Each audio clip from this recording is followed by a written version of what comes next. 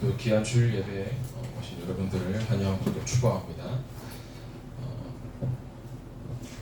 날씨가 조금 이제 비가 올 것 같아서 이제 장마철이에요. 그래서 밖에 보면 좀 어두울 수가 있는데 예배 드릴 때 여러분들이 그냥 예배 드리지 마시고 마음속에 하나님이 나에게 어떤 것을 원하시고 또 내가 여기서 무엇을 붙잡아야 될지 기도하면서 한번 예배 드리는 축복이 응답으로 다가오길 바랍니다.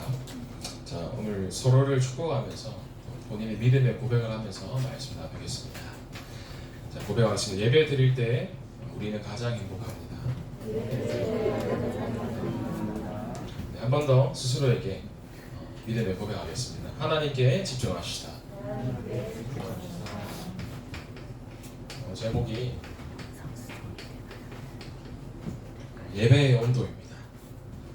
온도라는 단어는 사전적 의미를 보면 차갑고 뜨거운 정도를 말하는 게 온도입니다. 그래서 오늘 온도에 대해서 잠깐 얘기를 드리면 물을 받아서 물을 끓일 때 뜨거운 불이든 작은 불이든 약한 불이든 시간이 지나면 물은 끓게 돼 있어요. 아무리 작은 불이라도 시간이 지나면 물은 끓게 돼 있는데 오늘 여러분들이 확인해야 될 게 있습니다. 끓는 점이라고 해서 물이 딱 끓어지는 포인트가 있어요. 끓는 점을 여러분들 초등학교 때나 과학 시간에 배웠을 거예요. 수단적 정의는 대기압에서 액체가 기체로 변하기 시작하는 온도를 끓는 점이라고 하죠. 쉽게 말해서 눈에 봤을 때 물이 끓기 시작하는 그 포인트를 이제 끓는 점이라고 합니다. 불이 아무리 약하더라도 언젠가는 끓게 되어 있단 말이에요. 그런데 그게 언제 끓는지는 불의 세기에 따라서 달라지기도 하고요. 그 불의 지속 시간에 따라서 달라지기도 하고요. 전사님은 끓는 점을 왜 얘기하냐면 지금도 우리가 예배를 드리고 있고 하나님 앞에 나아가는데 내 삶을 봤을 때 응답이 없을 수도 있어요. 당장 눈앞에 봤을 때 나는 왜 응답이 없지? 물론 준비되는 시기이고 또 물론 무언가 기다리는 시기일 수도 있는데 반드시 응답이 없는 데에는 이유가 있어요. 그냥 응답을 주시지는 않습니다. 나는 내 할 거 하는데 왜 응답이 없을까요? 라고 질문할 수 있는데 아마 잘 생각해 보셔야 될 거예요. 빨리 끓는지 조금 천천히 끓는지 그 차이인데 언젠가는 응답이 내게 올 겁니다. 그러나 여러분들의 눈에는 잘 안 보입니다.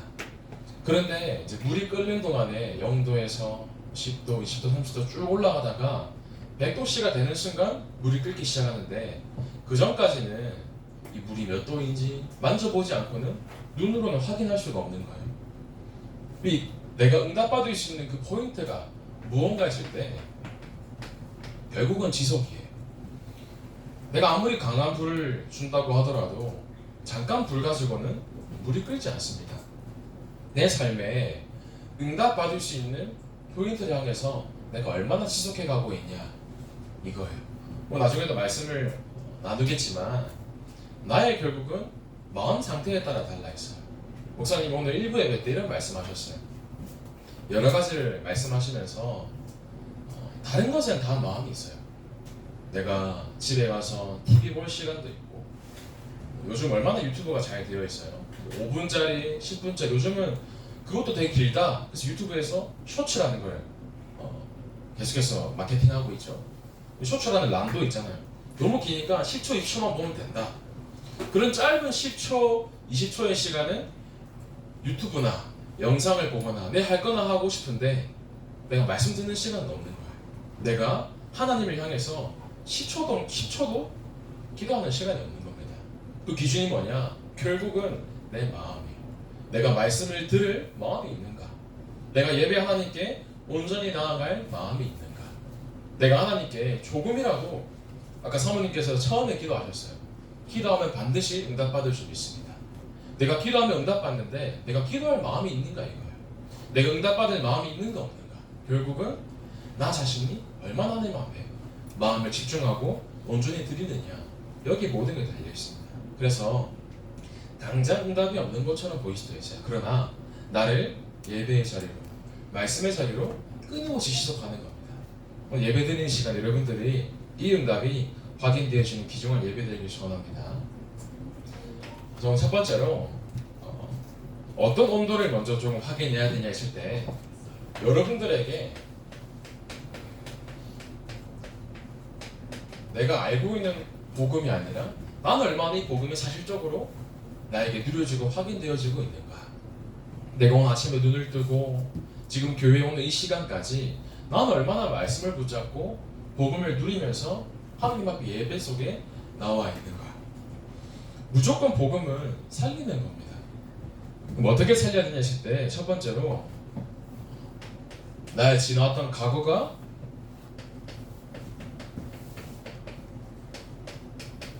나에게 실제로 감사로 고백이 되어지는 거예요. 지나왔던 상처나 문제들이나 그 모든 것들이 복음으로 재해석되는 겁니다. 혹 내가 실수한 거는 갱신하면 되는 거예요. 그러나 내가 실수한 게 아니라 무언가 억울하게 나에게 생긴 일이나 남들이 경험하지 못한 과거나 모든 것들이 복음으로 해석하기 시작하는 거예요. 어떻게 해석이 되냐면 나에게 이런 과거를 허락하신 게 너무 감사하다. 왜냐? 그 과거를 통해서 내가 하나님 앞에 복음에 더 집중할 수 있으니까. 원래 나의 모습이 하나님의 형상대로 창조가 되었는데 사람들이 이걸 놓쳐서 모든 걸 빼앗기면서 살아가고 있구나. 얼마나 사람들이 내 모습을 잃어버리고 살아가냐면 내가 누구인지를 주저치고 어떻게 살아야 되는지 또 어떻게 하면 행복할 수 있는지 이 참 행복을 모르고 살고 있어요. 우리나라에서 가장 돈이 많다고 하는 부자 1등이 누구냐 했을 때 삼성 부회장이시죠. 이재용 씨가 우리나라에서 가장 최고로 돈이 많다고 합니다. 그 기준이 작년을 기준으로 했을 때 재산이 약 한 10조 정도 있다고 합니다. 10조를 들었을 때 얼마나 많은 돈인지 가늠이 안 되잖아요. 그죠? 근데 우리나라 1등이 이재용 씨인데 사실 이 이재용 씨가 전 세계 기준으로 했을 때 경제를 가진 기준으로 250등이라고 하는 거예요. 되게 뭔가 또 격차가 많이 벌어지죠. 그러면 전 세계에서 돈이 제일 많은 사람이 누구냐 했을 때 빌 게이츠도 있고 여러 사람을 얘기할 수 있지만 작년 기준으로 제일 돈 많은 사람이 이제 일론 머스크라고 합니다. 재산이 한 해 작년을 기준으로 했을 때 약 한 364조 정도 돈이 있다고요. 천문학적인 숫자죠. 그럼 얼마나 이 사람 돈이 많겠어요, 그렇죠? 겉으로 봤을 때 부족한 게 없을 거예요. 근데 일론 머스크 씨가 어떤 거를 이제 주장을 하냐면 2020년도 때 이제 2년 전이죠. 지금 작년에 올해 4월달에 트위터에 대한 모든 주식을 샀어요. 일론 머스크 씨가 핵걸 로봇이라는 것을 만들까 말까라는 주제로 이제 사전 투표를 실제로 사람들에게 한 겁니다. 약 한 92만 명 정도가 되는 100만 명 정도 되는 사람들이 투표에 참여했는데 그 로봇을 만들어야 된다라고 81.9%가 찬성을 했다는 거예요. 그럼 이 캣걸 로봇이 뭐냐 했을 때 쉽게 말해서 사람 말고 로봇이랑 성관계하는 섹스 로봇을 말하는 겁니다. 근데 거기에 대해서 82% 되는 세계의 사람들이 찬성을 하는 거예요. 그 세상이 무언가 성경과는 정반대로 가고 있는 겁니다. 대중들의 의견이 우리가 좋은 대로 내가 좋은 대로 살아가자 이렇게 얘기를 하는 거예요. 근데 그 일론 머스크 씨도 어떤 문제가 있냐, 자기의 자녀가 트랜스젠더인 거예요. 남자로 태어난 아들이 올해 여자로 성전환 수술을 합니다. 그러면서 나는 아빠랑 모르는 사이이다. 엄마 성을 따르고 자기 마음대로 살아가는 거예요. 그 돈 많은 일론 머스크 씨도 본인의 자녀 문제, 개인 문제, 영적인 문제는 막을 수가 없는 거예요. 근데 하나님께서 여러분들을 하나님 자녀로 삼으시고 정확한 복음을 깨닫게 하셨다. 얼마나 참 감사한지 모릅니다. 여러분들이 복음화의 축복을 날마다 행복하시길 바랍니다. 그러면서 과거뿐만 아니라 오늘이라는 것은 지금 내가 숨쉬고 있는 지금 현재를 말하잖아요. 내가 지금 이 시간에 다른 곳으로 평안한 것이 아니라 복음으로 참된 평안을 고백하길 바랍니다. 낚시꾼들이 낚시를 하러 갈 때 이제 배를 타잖아요. 배를 타면 물이 이제 잔잔한 경우가 있어요. 파도가 많이 치는 경우도 있고, 뭐 물살이 되게 빨리 흘러가는 경우도 있고, 유속이 이렇게 엄청 빠른 경우가 있는데, 우리가 생각했을 때는 바다가 잔잔해야지 좋은 물이라고 생각하는데, 낚시꾼들은 잔잔한 물이 좋은 물이라고 하지 않는 거예요. 유속이 빠르고 파도가 많이 치고 그런 물을 보고 되게 좋은 물이다 이렇게 얘기하는 거예요. 왜냐? 물고기가 잡히는 물이 잔잔한 물이 아니라는 겁니다. 내 삶에 문제가 있을 수도 있어요. 내 삶의 가정이나 또 개인 학교나 여러 가지 문제가 있을 수도 있는데 그 문제가 아니라는 겁니다. 왜냐? 그 속에서 내 오늘을 복음으로 나를 채울 수가 있거든요. 여러분도 한번 가만히 생각해 보세요. 내가 문제를 만났을 때 하나님을 조금 더 바라봤는가? 내가 아무 지금 문제 없는 상태에 하나님을 바라보고 있는가? 아마도 대부분 사람들이 문제 만날 때 하나님을 많이 바라볼 거예요. 근데 여러분들 어느 정도 상태가 돼야 되냐면 문제가 없어도 복음에 집중할 수 있는 상태가 돼야 됩니다. 그렇게 되지 않으면 어쩔 수 없이 문제가 올 수밖에 없어요. 문제가 꼭 필요하냐? 그건 아닙니다. 그러나 우리가 문제가 오더라도 상관없는 상태. 그러면 여러분들이 이 상태가 될 거예요. 아무것도 상관할 수 없는, 상관치 않은 집중의 상태가 되는 겁니다. 왜 우리가 그리스도로 끝내야 되냐 했을 때, 왜 우리가 오늘을 복음화해야 되냐 했을 때, 여러분들 이 단어를 너무 많이 들었을 거예요. 십수년 동안 너무나 오랫동안 복음, 예수 그리스도 많이 들었을 텐데 왜 오늘도 내가 복음을 들어야 되냐? 세상 사람들이 이거 아니면 해결할 수 없는 겁니다. 우리나라 청소년 8년째 사망 원인 1위 자살이에요. 8년 동안 1등이 자살인 겁니다. 세상을 갈수록 살기 너무 편해요. 요즘 충격 먹은 게 학교를 가면 다 있는지 모르겠어요. 태블릿 PC 충전기가 있다 하더라고요. 맞나요? 스마트폰 충전기 같은 거. 이렇게 부스로 해서 저는 깜짝 놀랐어요. 학교 얼마나 살기 편해요. 요즘 태블릿 PC 가지고 뭐 공부도 하고 필기도 하고 뭐 바로 오답노트도 확인하고 얼마나 살기 편합니까? 뭐 스마트폰은 말할 필요도 없죠. 키면 뭐 없는 게 없잖아요.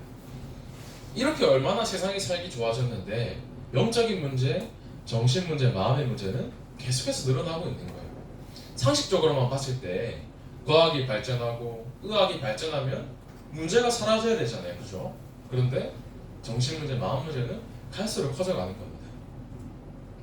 2021년 작년이에요. 작년 기준 초등학교, 중학교, 고등학교 교사가 전체 교원수가 우리나라 선생님 숫자가 한 22만 명 정도 된다고 합니다. 많은 숫자죠. 근데 22만 명 중에서 설문조사를 한 거예요. 전국 교직원 노동조합에서 조사를 하니까 교사 3명 중에 1명은 우울증을 앓고 있다. 작년 한 해만 거의 8,000명이 되는 숫자의 선생님들이 우울증 때문에 휴직을 신청을 한 거예요. 22만 명 중에 8,000명은 얼마 정도인지 상상이 되시죠? 그래서 보면 20대 교사가 46.1%가 우울증을 갖고 있다. 30대 교사는 43.5%, 40대 교사는 37.74%. 쉽게 말해서 10명 중에 4, 5명은 우울증을 가지고 계시는 거예요. 여러분이 다니는 학교에서 우리 선생님은 그렇단 마냐 이걸 떠나서 여러분들을 가르치는 학교와 선생님들도 내 문제 해결 못하는 거예요. 그냥 아는 세상 지식으로 여러분들에게 세상 지식을 전달하고, 그러나 학교도 영적 문제, 정신 문제, 마음 문제를 해결할 수 없습니다. 우리의 힘으로는 절대 해결할 수 없으나 이 문제를 해결하신 유일한 이름이 무엇이냐? 예수 그리스도, 오직 복음인 거예요. 그래서 오늘도 복음을 듣는 거예요. 여러분들이 내가 겪는 문제나 사건들이 내게 정말로 좋은 학교이고 교과서이고 공부인 겁니다. 왜냐? 문제를 통해서 내가 하나님을 바라볼 수 있잖아요. 내가 문제를 통해서 더 복음에 집중할 수 있기 때문이에요. 그래서 여러분들이 내가 가진 정확한 답을 가지고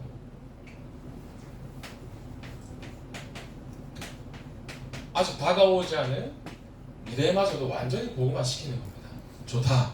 나에게 어떤 문제가 오더라도, 앞으로 어떤 사건과 갈등이 오더라도 나는 상관없다. 왜냐? 나에게 모든 답 대신 그리스도가 있기 때문이다. 여러분들이 이 속에서 참된 쉼을 얻기를 바랍니다. 내가 삶 속에서 절대 언약을 붙잡고 치유와 교육과 전도라는 변하지 않는 언약을 붙잡고 미래에 도전하는 겁니다. 그래서 여정을 걷기 위해서 하나님의 방법을 알기 위해서 필요한 것이 다음 주부터 진행되는 이제 훈련국의 훈련인 거예요. 그래서 여러분들이 절대 여정을 걸어가는 가운데 뭐가 제일 중요하냐? 늘 듣는 복음이 아니라 내 이 복음이 날마다 사실적으로 확인되어야 되는 거예요. 식어버린 복음이 아니라 내 마음속에 복음으로 오늘도 감격의 감사가, 내 마음속에 오늘도 복음으로 참된 기쁨이, 참된 행복이 고백되어지는 여러분들이 되기를 소원합니다. 그럼 여러분들이 나에게 있는 복음에 대한 온도를 확인하시고, 두 번째로 내 상태입니다. 나의 영적인 온도를 확인해 보시길 바래요. 첫 번째 기준이 무엇이냐? 내가 지금 말씀을 듣고 있는데 나에게 하나님의 말씀을 중고등급 예배와 또 3부 예배, 4부 예배, 수요 예배, 금요 예배를 듣는데 내가 지금 말씀 듣는 이 시간에 내 온도는 어떤 얘기인 거예요? 지금 종종 여러분들의 마음속에, 머릿속에 어떤 생각이 있는지 알 수가 없잖아요. 내가 지금 예배 드리는데 다른 생각할 수도 있어요. 아, 시험 공부해야 되는데, 어떤 친구 재밌게 놀았는데, 어제 내가 뭐 했지? 휴대폰을 뭐 생각나기도 하고 집중이 안 되기도 하고 할 수 있어요. 내가 말씀을 들을 때 나의 마음속의 온도는 어떤 얘기인 거예요? 혹시 말씀을 들을 때 혹시 내 마음이 조금 식어버리지 않았는가? 아브라함이 처음 하나님의 말씀을 듣습니다.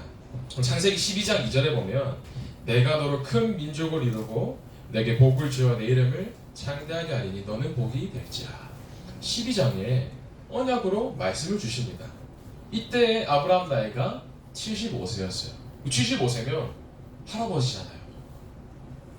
근데 하나님께서 자녀에 대한 언약을 주신단 말이에요. 아브라함에게 뭐 부하들도 많고 종들도 많고 돈도 많고 가축도 많고 아내도 많은데 자식이 없는 거예요. 이 당시 시족 사회에는 자식이 없다, 자신은 아무것도 없는 거랑 똑같단 말이에요. 그 아브라함에게, 노년의 아브라함에게 하나님께서 직접 약속을 하시는 거예요. 네 씨로 말미암아 많은 큰 민족을 이루게 할 것이다. 이때의 나이가 75세인데 그 언제 이삭을 받게 되냐? 아브라함이 100세 때 이삭을 얻게 됩니다. 그러면 그 기간이 얼마나 길까요? 약 한 25년 동안에 사실은 응답이 없는 거예요.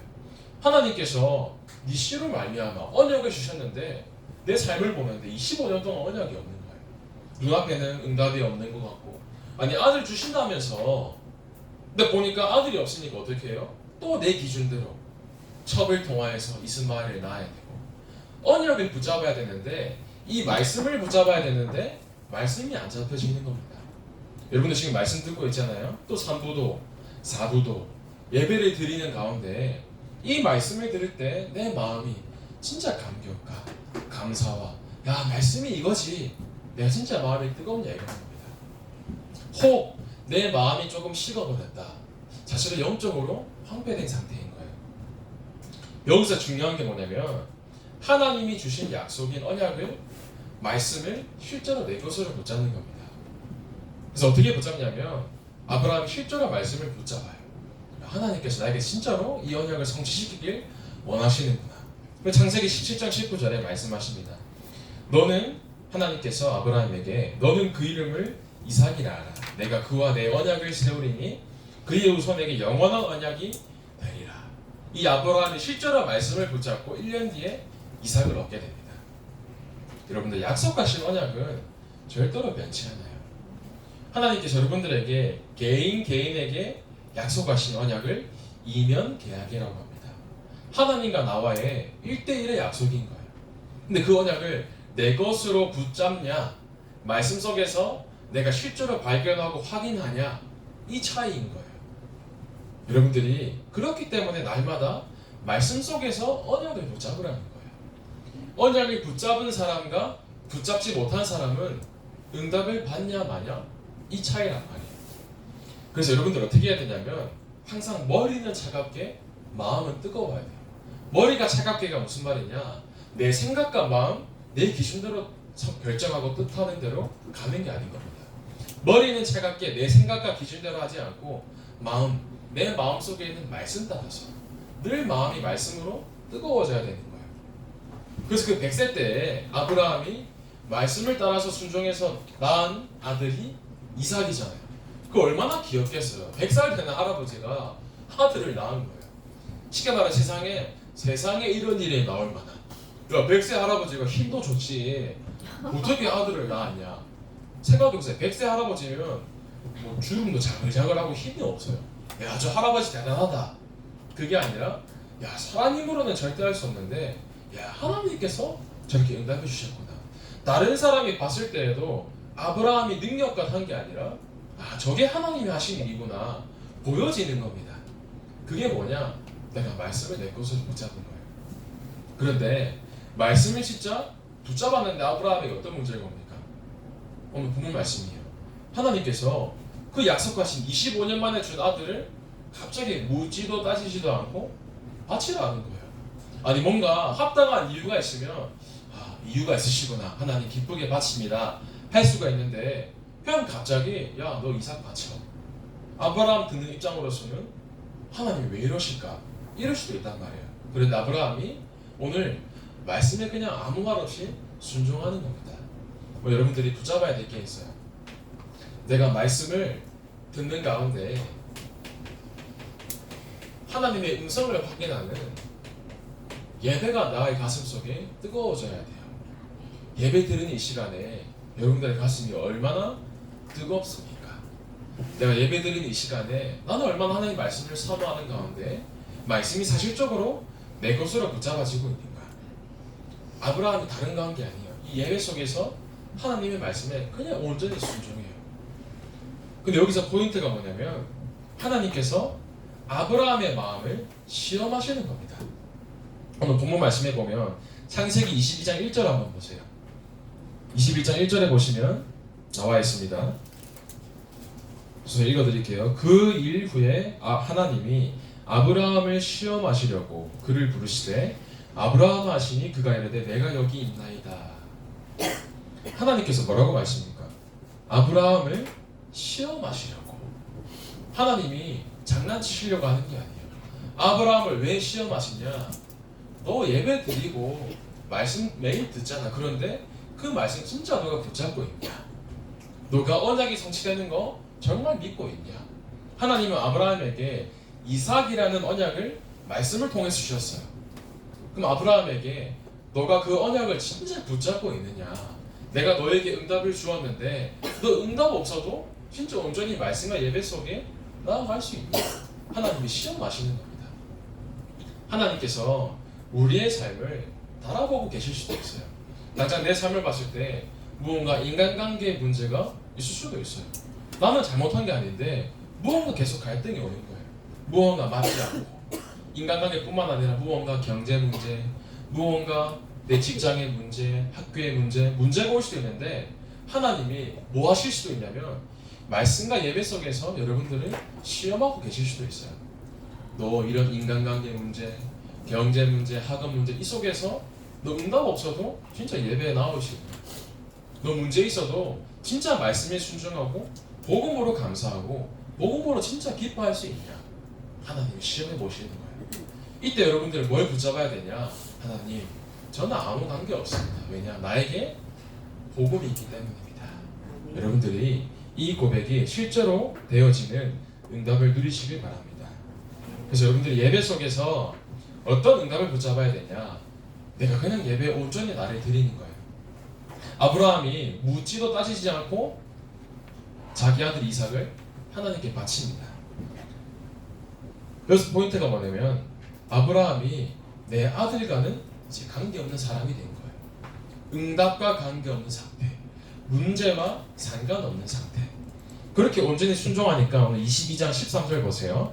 아브라함이 눈을 들어 살펴본즉 한 순양이 뒤에 있는데 뿔이 수풀에 걸려 있는지라. 아브라함이 가서 그 순양을 가져다가 아들을 대신하여 번제로 드렸더라. 아들을 대신하여서 번제, 하나님께 예배를 드린 거예요. 그럼 아브라함의 삶 속에 그 문제를 통해서 이 얼마나 예배가 가슴에 와닿았겠습니까? 아, 하나님께서 내가 예배 속에 말씀에 순종하니까 모든 것을 준비하셨구나. 한 번뿐인 인생에 응답이 확인이 되는 거예요. 여러분들이 이 응답이 발견되어지길 소원합니다. 그래서 여러분들의 신앙의 온도를 잘 확인하시길 바래요. 저는 여러분들에게 지금 뭐 노력이나 열심으로 예배를 열심히 드려라 그 말하는 게 아닙니다. 내 마음이 주 앞에 가는 그날까지 예배 속에서 내 마음이 늘 뜨거워야 돼요. 많은 사람들이 공감하기를 원하잖아요. 예배 드릴 때 그렇지 참 재밌다.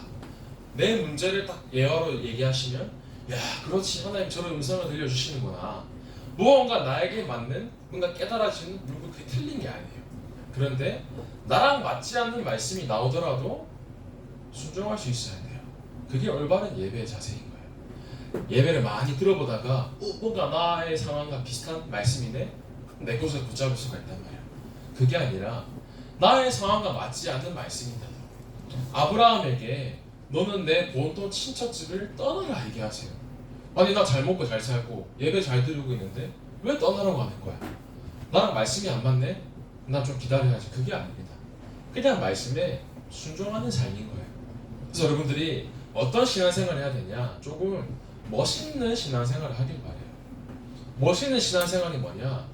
누가 보더라도 인정할 만큼이요. 한 번뿐인 인생에 여러분들이 멋있는 신앙생활하는 은혜가 임하길 바랍니다. 얼마나 돼야 되냐면 친구들이 여러분들의 삶을 보잖아요. 부모님들이 여러분들의 삶을 보잖아요. 근데 그때 어느 정도가 돼야 되냐면 야 진짜 쟤 참 멋있다. 야 진짜 보니까 쟤를 보면 하나님이 살아계시니 보인다. 이렇게 돼야 되는데 야 쟤 봐라 넌 쟤처럼만 되지 마라 이러면 큰일 나잖아요. 그죠? 야 쟤 봐라 예배 저렇게 드리면 안 돼. 저 떠드는 거 봐라 이렇게 되면 안 되잖아요. 좀 누가 보더라도 야 참 저 신앙생활 참 멋있다. 야 랩런트지만 참 배울 점이 많다. 이 정도가 돼야 돼요. 진짜 저 사람의 모습이 참 저게 진짜 교회 다니는 사람의 모습이구나. 이렇게 돼야 된단 말이에요. 조사님 여러분들 보세요. 군대를 가니까 그 대대장님이 계셨단 말이에요.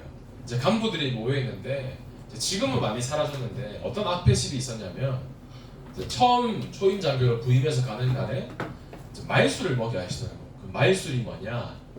이만한 사발 그릇이 있어요. 사발 그릇이 있는데 소주 3병이 담길 만한 그릇이 있는데 이제 웃기죠. 이제 초급 장교들이 이렇게 앞에 앉아 있으면 대대장님이 술을 부어주세요. 그러면 한 사발 되는 술을 원샷을 해야 된단 말이에요. 그래서 순서대로 이제 앉아서 술 마셔 한단 말이에요. 그래서 조사님이 이제 그런 간부 회식 자리에 앉아 있는데 고민이 되는 거예요. 이거를 마셔야 되냐 말아야 되냐 고민되잖아요. 그래서 저 기분 막 좋아요. 막 분위기가 와 하면서 막 조사님 마실 수 있단 말이에요. 근데 오는데 조사님이 딱 오늘 차릴 때 너네 그거 어떻게 해야 되냐 기도하는데 뭔가 확신이 왔단 말이에요. 딱 제가 마셔야 되는 순간에 저는 교회를 다니는 사람입니다. 하나님을 믿는 사람입니다. 죄송하지만 저는 이 술을 마실 수가 없습니다.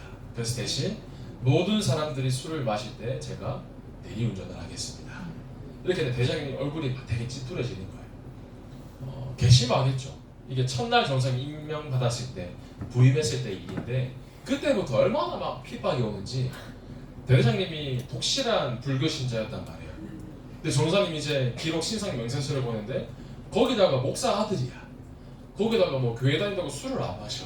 그때부터 이제 눈에 가시인 거죠. 둘째 날에 대대장님과 1대1 면담이 있었습니다. 면담인데 앉자마자 하는 말씀이 너는 얼굴이 양아치 간상이다. 너만 조심하면 되겠다. 너 행동 조심해라. 아무것도 안 했는데 가만히 앉아있는데 그런 말씀하시는 거예요.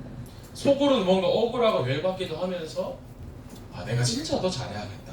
그런 마음이 있는 거예요. 뭐 그때부터 뭐 말도 못한 뭐 여러 가지 친구들이 봤을 때에도 너무 좀 심하다 할 정도로 여러 가지들이 많았어요. 근데 중요한 사건이 있었어요. 대장 조금 실수를 하셔가지고 어떠한 이제 부사관에게 이제 마음의 편지라는 게 있어요. 이제 솔직한 마음을 이제 상급 부대에 올린 거죠. 대대장님의 실수를. 그 대장님이 상급 부대 이제 에게 끌려가셔가지고 조사도 받고 되게 막 힘든 시간을 보내지. 그래서 뭐 옷을 벗냐 마냐 그 정도로 심각한 상황이었단 말이에요. 옛날 같았으면 아이고 그렇게 뭐 예수 믿는 사람 핍박하더니 저렇게 됐네 할 수도 있는데 마음속에 어떤 마음이 들었냐면 살려야 되지 않냐 대대장님도. 그럼 저 선생님 어떻게 했냐면 한번 간증한 적이 있잖아요. 이제 그날 이제 대장님이 모든 간부를 불러서 사과하는 날이 있었어요. 내가 뭐 이런 행동을 해서 미안하고 거기에 제 얘기도 적혀 있었나 봐요. 어떤 장교를 되게 괴롭히고 힘들게 하고 그래서 여러분들에게 뭐 내가 부조리나 악패습을 했다면 미안하다 이런 말씀하시는 되게 간담회 같은 자리가 있었는데 저는 그 자리가 끝나고 어떻게 갔냐면 저기 조세 강원도 홍천에서 군복무를 했어요. 그러면 문구점이 없단 말이에요. 그래서 A4 용지에 편지 쓰기 그러니까 가장 가까운 초등학교가 있었어요. 이제 1학년이 한 반밖에 없는 앞에 작은 골동 문구점이 있는데 이제 편지지를 사야 되잖아요. 근데 편지지를 살려고 하는데 분홍색깔 키티 편지지밖에 없는 거예요. 그래서 이거를 사야 되나 말아야 되나 생각하다가 뭔가 정성을 보이고 싶으니까 이거밖에 살 길이 없어요. 그래서 샀어요. 분홍색 편지지에다가 저 3장의 편지를 썼어요. 대장님 누구누구입니다. 이때까지 대장 위에서 늘 기도하고 있습니다. 하면서 쭉 저의 신앙을 썼어요. 신앙의 내용을 쓰면서 그리스도에 대한 내용을 편지에 조금 썼단 말이에요. 그래서 편지를 이제 3장을 가지고 이제 대대장님 실이 있는데 제가 비밀번호를 알았단 말이에요. 비밀번호를 열고 들어가서 책상 위에다 편지를 놔두고 저녁에 이제 돌아왔어요. 근데 밤에 전화가 온 거예요. 대대장님께 누구야 지금 좀 만날 수 있냐. 제 편지를 보신 것 같아요. 저녁에 만났는데 대장님이 이제 1대1로 있는데 다 우시는 거예요. 내가 이렇게 실수를 해가지고 힘들게 하고 본인 마음 얘기를 쭉 하시는 거예요. 저는 대장님 이제 무섭잖아요. 높은 분이니까. 근데 다른 말 한 게 아니라 이거 얘기했어요. 내가 누렸던 복음과 내가 당했던 문제에 대한 것에 대한 이유, 왜 이런 문제가 올 수밖에 없는지에 대한 복음을 쭉 설명하는데 감사하게도 대장님이 영접을 하신 겁니다. 지금 대장님 어떻게 하고 계시냐? 가족 전체가 복음받고 신앙생활 잘하고 계세요. 늘 웃으면서 얘기해요. 대장님한테 옛날에 왜 저 그렇게 괴롭혔냐 하니까 그냥 예수 믿는 사람이 싫었대요. 지금 이제 웃으면서 얘기할 수 있는 상황이 됐는데 선생님이 이 얘기를 왜 하냐면 여러분들이 좀 멋있게 신앙생활을 해야 돼요. 그냥 공부에 따라가는, 성적 따라가는, 세상 따라가는 그런 신앙생활 말고 무언가 좀 멋있는, 누군가 나를 죽이려고 하는 사람이 있다, 나를 미워하는 사람이 있다, 관계없어요. 무조건 살리는 거예요. 그게 멋있는 사람이잖아요. 시간이 지나고 봤을 때 저 사람과 진짜 하나님이 함께 계시는구나. 여러분들을 봤을 때, 친구들이 여러분들을 봤을 때에도 참 멋있다. 나도 너가 다니는 교회 가고 싶다. 나도 너가 믿는 예수님 나도 믿고 싶다. 이 정도면 돼야 되잖아요. 그래서 여러분들이 오늘 다른 게 아닙니다.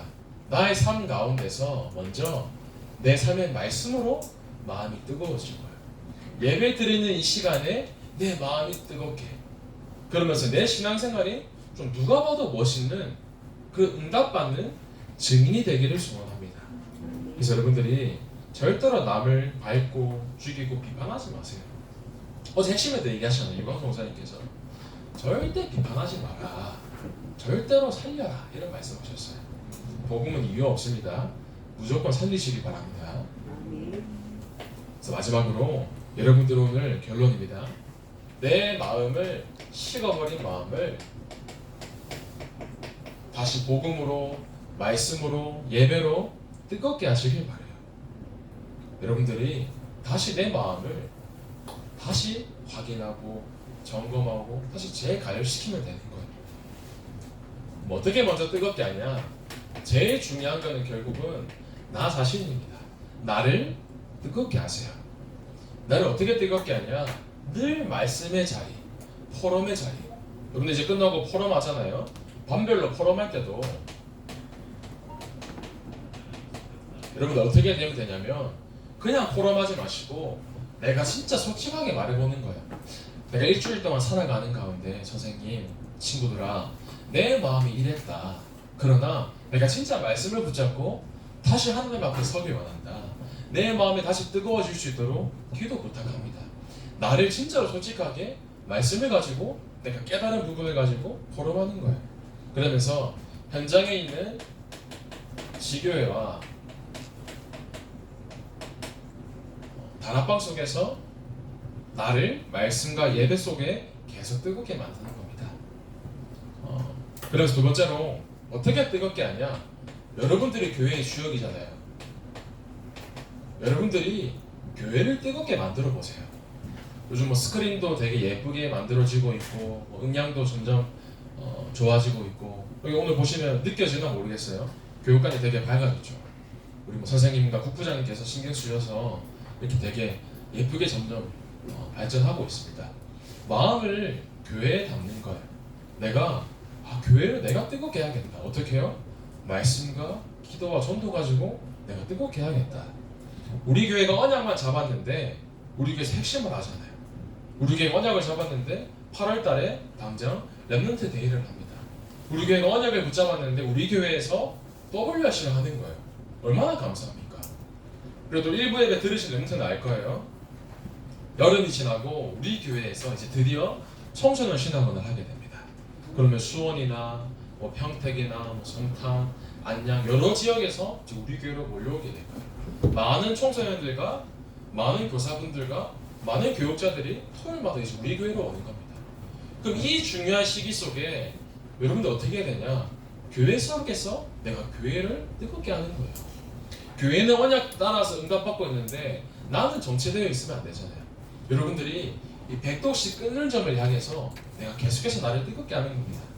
어떻게 하냐면 오늘 사모님께서도 기도하셨죠. 선생님께서 우리 스크린을 작정하는데 그냥 작정 말고 내 마음을 닫고 작정하세요. 금액을 얘기하는 게 1,000원 줘도 좋고 뭐 2,000원도 좋고 10,000원도 좋으니까 하나님 앞에 내 마음을 결단하고 드리는 겁니다. 여러분들이 하나님 앞에 드리는 중심을 가지고 도전하면서 또 토요일에 진행하는 우리 영어 예배 있잖아요. 토요일 7시에 영어 예배를 합니다. 여러분 아세요? 영어 예배 때 반주를 모금 랩런트가 하는 거 알아요? 토요일에 7시에 오는 거 쉽지 않거든요. 사실 쉽지 않아요. 그런데 목사님께서는 학업 캠프 참여하는 랩런트들은 다 참여를 하시지만 전사님 봤을 때 학업 캠프뿐만 아니에요. 내가 교회 속에서 응답을 확인하고자 하는 랩런트면 누구든지 와도 돼요. 이 전사님이 이제 7시에 사역이 있어서 참여할 때도 있고 못 참여할 때도 있지만 여러분들이 뭐 먼 거리가 있을 수도 있고 하잖아요. 근데 전사님 마음은 랩런트들이 이 예배를 뜨겁게 하는 거예요. 꼭 다민족만 가야 되냐, TCK들만 가야 되냐 아니거든요. 모든 예배의 주역이 여러분들이 되는 겁니다. 마음을 담으면서 영어 예배뿐만 아니라 중고등 예배도 마음에 담고 3부, 4부 예배 속에서도 마음을 담고 내가 진짜 하나님께 내 마음을 뜨겁게 하는 겁니다. 그러면서 우리 오늘 뭐 광고 나가겠지만 여름 성경학교 시즌입니다. 우리 중고등부는 성경학교와 함께 여름 집중훈련을 하게 됩니다. 7월 9일 1시에 여기 1교육관에서 집중훈련을 하게 돼요. 이제 시험이 끝나고 난 다음에 시간이기 때문에 여러분들이 마음을 담고 내가 이번 여름에 또 하반기를 기대하면서 받은 응답들을 확인하고 준비하는 겁니다. 그러면서 마지막으로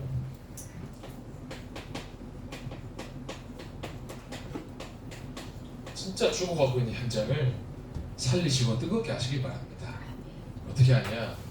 내가 살고 있는 지역과 내가 지금 몸담고 있는 교회의 현장과 내가 다니는 학교를 정해놓고 기도하시길 바래요. 여러분 전도하기 참 싫어요. 왜 싫냐? 그냥 내가 응답받아 버리면 돼요. 학교 친구들한테 야 예수 믿어라, 교회 와라, 이게 전도가 아니라 내가 응답받고 있으면 말하지 않고도 되어지는 게 전도예요. 또 얼마나 쉽냐면 여러분 시험 기간 때 공부할 데 없잖아요. 돈 주고 카페 가지 말고 돈 주고 독서실 가지 말고 친구들한테 야 우리 교회에 진짜 좋은 공부방이 있다, 공부할 수 있는 곳이 있다, 1교육관, 2교육관, 3교육관, 4교육관이 많잖아. 언제든지 교회 문 열려 있으니까 와서 같이 공부하자고 해요. 이 좋은 환경에서. 그러면서 여러분들이 마음속에 결국은 237과 미래교회 삶을 주역으로 내 마음과 현장을 뜨겁게 하는 겁니다. 그래서 여러분들이 오늘 핵심이 뭐냐? 결국은 나를 복음화시킨 가운데 내 마음속에 말씀의 온도와 예배의 온도와 신앙의 온도를 점검하면서 다시 마음에 뜨겁게 하는 거예요. 여러분들이 이 응답 가운데 누가 봐도 참 멋있는 증인으로 서는 우리 모든 중고등국 되기를 소원하고 기도합니다. 살아계신 하나님 감사를 드립니다. 한 번뿐이 우리의 인생에 늘 말씀 속에서 나의 마음이 뜨거워지게 하시고, 누가 보더라도, 불신자들이 보더라도, 기존 신조들이 보더라도, 모든 사람이 봤을 때에도 하나님 앞에서 참 멋있는 응답을 드리는 우리 모든 중고등국 될 수 있도록 주께서 성령으로 역사하시고 인도하여 주옵소서. 살아계신 예수 그리스도 이름으로 기도하옵나이다. 아멘.